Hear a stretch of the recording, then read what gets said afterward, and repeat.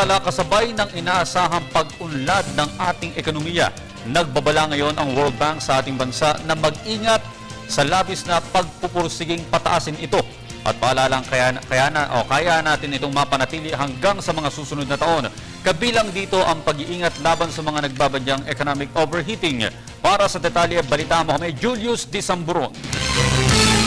Sa patuloy na pag-angat ng ekonomiya ng mga developing countries, kabilang mga bansang Indonesia, Malaysia, Thailand at Pilipinas, na kung saan kabilang sa Association of Southeast Asian Nations o ASEAN, inihayag ngayon ng World Bank ang mga posibleng maging epekto nito.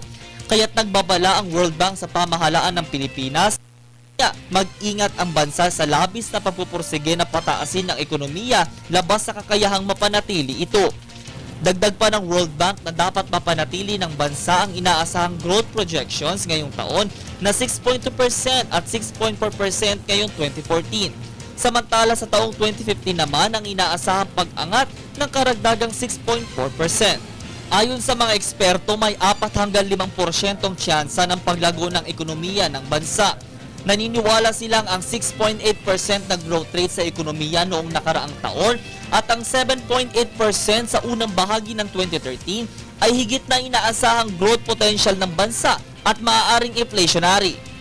Bagamat dahan-dahang nakakabangon ng mga bansang bumagsak ang ekonomiya dahil sa masiglang daloy ng pandaigdigang kalakal na inayudahan ng mga bansa sa Asia, pinag-iingat naman ng Pilipinas sa mga banta ng asset price bubbles at pagpapalabas ng labis na pera. Sa ipinalabas na Global Economic Prospects, pinaalalahanan ng World Bank ang pamahalaan na tutukan ang pagkakaroon ng fiscal at monetary buffers bilang depensa laban sa nagbabadyang economic overheating. Ako si Julius Disamburon, nag-uulat para sa telebisyon.